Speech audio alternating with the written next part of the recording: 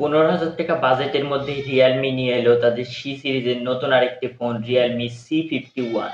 ফোনটিতে 50 মেগাপিক্সেলের main camera, 90 হার্টজের refresh rate এবং 5000 এমএএইচ এর ব্যাটারি এবং 33 ওয়াটের ফাস্ট চার্জিং সুবিধা এবং আরো অনেক কিছু রয়েছে এই ফোনটিতে। তো বন্ধুরা, আজকের এই ভিডিওতে আমরা জানবো যে এই বাজেটের মধ্যে কি আসলে আমাদেরকে এই ফোনটি কেনা উচিত কিনা এবং ফোনটির ভালো মন্দ সকল দিকগুলো। তাহলে চলুন বন্ধুরা, বেশি কথা না বাড়িয়ে শুরু করা যাক।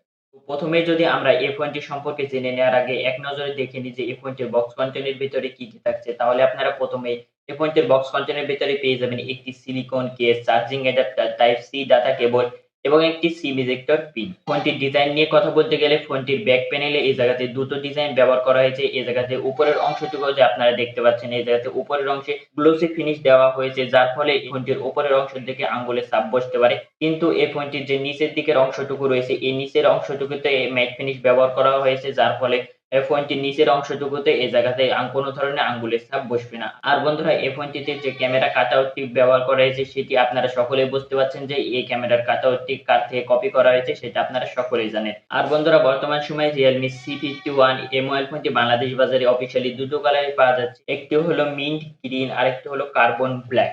এই ফোনটিতে প্রয়োজনীয় সকল পোর্টস এবং বাটন দেওয়া থাকলেও এই ফোনটিতে দেওয়া নেই কোনো ধরনের সেকেন্ডারি নয়েজ ক্যান্সেলেশন মাইক, যেটা আমরা 15,000 টাকা বাজেটের আশেপাশে একটি অবশ্যই সেকেন্ডারি নয়েজ ক্যান্সেলেশন মাইকটি আশা করে থাকি। এটা অবশ্যই Realme কে দেওয়া উচিত ছিল।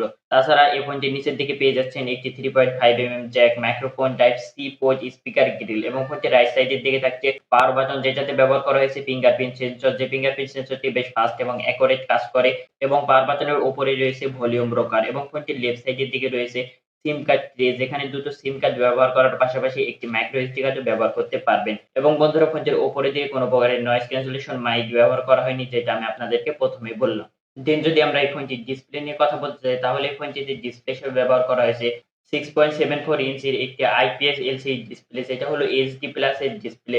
তার রেজোলিউশন হলো 720x1600 পিক্সেল, যার পিপিআই ডেনসিটি হলো 260 পিপিআই ডেনসিটি। তো বন্ধুরা, এই জায়গাতে আমরা 15,000 টাকা বাজেটের আশেপাশে অবশ্যই একটা ফুল এইচডি প্লাস এর ডিসপ্লে আশা করে থাকি। তো এখানে অবশ্যই Realme কে একটি ফুল এইচডি প্লাস এর ডিসপ্লে দেওয়া উচিত ছিল। কেননা বন্ধুরা, এই জায়গাতে এইচডি প্লাস এর ডিসপ্লে ব্যবহার করা হয়েছে, যার ফলে যখন আপনারা এই ফোনটিতে কনটেন্ট ওয়াচিং করবেন, তখন এই জায়গাতে আপনারা অবশ্যই শার্পনেস এর ঘাটতি অবশ্যই দেখতে পাবেন। তাছাড়া বন্ধুরা, এই ফোনটির ডিসপ্লের দিক দিয়ে আমরা একটি প্লাস পয়েন্টও পাচ্ছি। সেটি হলো এই ফোনটিতে রিফ্রেশ রেট হিসাবে ব্যবহার করা হয়েছে 90 হার্টজ এর রিফ্রেশ রেট এবং ফোনটিতে রয়েছে 180 হার্টজ এর টাচ স্যাম্পলিং রেট। তাছাড়া এই ফোনটিতে পিক ব্রাইটনেস হিসেবে রয়েছে 560 পিক ব্রাইটনেস, যার ফলে এই ফোনটি যখন আপনারা ইনডোরে ব্যবহার করবেন তখন তো কোনো ধরনের সমস্যা পাবেন না। কিন্তু যখন আপনারা এই ফোনটি ডিরেক্ট সানলাইটে ব্যবহার করবেন বা আপনারা আউটডোরে ব্যবহার করবেন, তখন আপনারা একটু সমস্যার সম্মুখীন হতে পারেন। তাছাড়া বন্ধুরা, এই ফোনটির ডিসপ্লের আরো একটি খারাপ দিক রয়েছে, সেটি হলো এই ফোনটিতে ডিসপ্লেতে ব্যবহার করা হয়েছে ইউ শেপ ডিসপ্লে, যেটা আমরা এই বাজেটের মধ্যে বর্তমান সময়ে এসে অবশ্যই আশা করে থাকি না। বর্তমান সময়ে আমরা ১০ থেকে ১২,০০০ টাকা বাজেটের ফোনগুলোতেও আমরা বর্তমানে ৫ হোল কাট ডিসপ্লে ব্যবহার করতে দেখছি। এই জায়গাতে আমাদেরকে যদি ৫ হোল কাট ডিসপ্লে দিত, তাও না হলে আমরা এই ফোনটির ডিসপ্লের দিক দিয়ে ভালো বলতে পারতাম। তাছাড়া যদি আমাদেরকে ফুল এইচডি প্লাস এর ডিসপ্লে দিত, তাও আমরা ভালো বলতে পারতাম। যেকোনো একটি যদি দিত, তাহলে ওভারঅল এই ফোনটির ডিসপ্লে নিয়ে আমরা একটি ভালো রিকমেন্ড করতে পারতাম। দেন যদি বন্ধুরা এই ফোনটির আমরা ডিসপ্লে সেকশন থেকে যদি আমরা এই ফোনটির ক্যামেরা সেকশনে চলে আসি, তাহলে এই ফোনটিতে মেইন ক্যামেরা হিসেবে ব্যবহার করা হয়েছে 50 মেগাপিক্সেলের মেইন ক্যামেরা। তার সাথে রয়েছে 0.3 মেগাপিক্সেলের একটি ডিপ ক্যামেরা। তো বন্ধুরা, এই জায়গাতে আমাদেরকে মেইন ক্যামেরাতে যেটি দিচ্ছে এটা আমরা ভালো বলতে পারি। এছাড়াও বন্ধুরা, এই ফোনটি সেলফি ক্যামেরাতে ব্যবহার করা হচ্ছে 5 মেগাপিক্সেলের সেলফি ক্যামেরা। তো এই জায়গাতে আমরা অবশ্যই 15,000 টাকা বাজেটের আশেপাশে কমপক্ষে হলেও 8 মেগাপিক্সেলের একটি সেলফি ক্যামেরা আশা করে থাকি। ফোনটিতে চিপসেট হিসেবে ব্যবহার করা হয়েছে ইউনি SoC T612, যেটা একটি এন্ট্রি লেভেলের প্রসেসর এবং এই প্রসেসরটি দিয়ে আপনারা ফ্রি ফায়ার যদি খেলতে চান, তাহলে আপনারা খেলতে পারবেন। তাছাড়া আপনারা বেসিক লেভেলে যে সকল গেমগুলো থাকে সেই সকল গেমগুলো এই ফোনটি দিয়ে আরামসে খেলতে পারবেন। কিন্তু বন্ধুরা, আপনারা যদি ফ্রি ফায়ার যদি হাই গ্রাফিক্স এবং হাই ফ্রেম রেটে যদি খেলতে চান, তাহলে এখান থেকে আপনারা ফ্রেম ড্রপের দেখা দেখতে পারেন।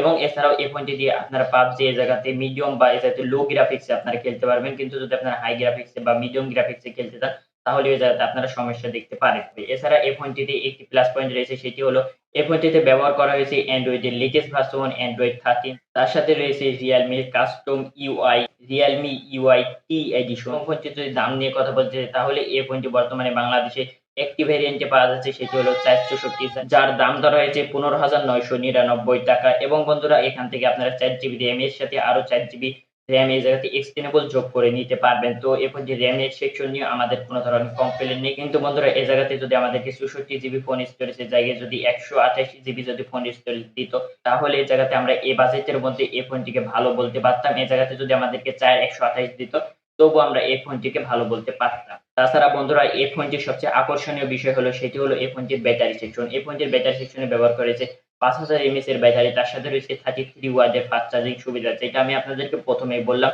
এবং বন্ধুরা আপনারা এই ফোনটিতে যদি রেগুলার ব্যবহার করেন তাহলে আপনারা এই জায়গাতে ১ দিনের বেশি ব্যাটারি ব্যাকআপ পেয়ে যাবেন। এবং বন্ধুরা এই ফোনটিতে যেহেতু 33 ওয়াটের ফাস্ট চার্জিং ব্যবহার করা হয়েছে, যার ফলে আপনারা এই ফোনটিতে চার্জ ফুরিয়েও যায় তবুও আপনারা ফোনটি দ্রুত চার্জ করে নিতে পারবেন। আমার মনে হয় না যে এই ফোনটির ব্যাটারি সেকশন নিয়ে আপনাদের কোন ধরনের সমস্যা হবে। কারণ এই ফোনটিতে এইচডি প্লাস এর ডিসপ্লে, তার সাথে এই জাতীয় যে প্রসেসরটি ব্যবহার করা হয়েছে সেটিও এই জায়গাতে একটি নরমাল প্রসেসর ব্যবহার করা হয়েছে। যার ফলে আমার মনে হয় না যে এই ফোনটির চার্জ খুব একটা দ্রুত শেষ হয়ে যাবে। ফোনটির সেন্সর নিয়ে কথা বলতে গেলে এই ফোনটিতে জাইরোস্কোপ সেন্সর ব্যবহার করা হয়েছে, যেটা আমরা প্লাস পয়েন্ট ধরতে পারি। এছাড়া ফোনটির কানেক্টিভিটি নিয়ে কথা বলতে গেলে ফোনটিতে WiFi, dual band hotspot, Bluetooth 5.0, NFC এবং ইউএসবি টাইপ সি 2.0 এই সকল বিষয়গুলো সাপোর্ট রয়েছে ফোনটিতে। দেন বন্ধুরা এই ফোনটির সকল বিষয়গুলো তো আমরা জেনে নিলাম। তো এখন আমরা এক নজরে এই ফোনটির কিছু ভালো দিক এবং খারাপ দিকগুলো দেখে নিই। তো প্রথমে যদি ফোনটির খারাপ দিক নিয়ে কথা বলতে চাই তাহলে এই বাজেটের মধ্যে অবশ্যই একটি নয়েজ ক্যান্সেলেশন মাইক আমাদেরকে দেওয়া উচিত ছিল। তাছাড়া এই ফোনটিতে ডিসপ্লেতে যে ইউ শেপ নচ ব্যবহার করা হয়েছে এটা আমরা মোটেও এই বাজেটের মধ্যে আশা করে থাকি না। এছাড়া বন্ধুরা এই ফোনটির সেলফি ক্যামেরাতে 5 মেগাপিক্সেল ক্যামেরা ব্যবহার করেছে, যেটা আমরা এই বাজেটের মধ্যে কোনোভাবেই আশা করে থাকি না। তাছাড়া এই ফোনটির যে প্রসেসরটি ব্যবহার করা হয়েছে এই জায়গাতে এই প্রসেসরটির জায়গায় যদি আমাদেরকে MediaTek Helio G88 এর প্রসেসর দিত তাহলে আমরা এই ফোনটি দিয়ে মোটামুটি লেভেলের একটি গেমিং করে ভালো ফিল পেতাম। এখন আমরা এই ফোনটির কিছু ভালো দিকগুলো নিয়ে আলোচনা করব, যেটা দেখে আপনারা এই ফোনটি কিনতে আগ্রহী হতে পারেন। প্রথমেই আমার কাছে পার্সোনালি এই ফোনটির যে ডিজাইনটি রয়েছে সেটা আমার কাছে দুর্দান্ত এবং চমৎকার লেগেছে। তো এছাড়া বন্ধুরা এই ফোনটির যে ব্যাটারি সেকশনে যে প্যাকেজটি দিয়েছে ৫০০০ এমএএইচ এর ব্যাটারি এবং 33 ওয়াটের ফাস্ট চার্জিং সুবিধা, এটা আমার কাছে দুর্দান্ত প্যাকেজ লেগেছে। এছাড়া ফোনটিতে ৫০ মেগাপিক্সেলের মেইন ক্যামেরা ব্যবহার করা হয়েছে, এটা আমরা ভালো বলতে পারি। তো বন্ধুরা ওভারঅল এই বাজেটের মধ্যে এই ফোনটি আপনাদেরকে কেমন লেগেছে অবশ্যই কমেন্ট করে জানাবেন এবং প্রতিনিয়ত এরকম ভিডিও দেখতে আমাদের চ্যানেলটি সাবস্ক্রাইব করে আমাদের পাশে থাকবেন। তো দেখা হচ্ছে পরবর্তী কোনো ভিডিওতে, ততক্ষণ পর্যন্ত ভালো থাকবেন, সুস্থ থাকবেন। আল্লাহ হাফেজ।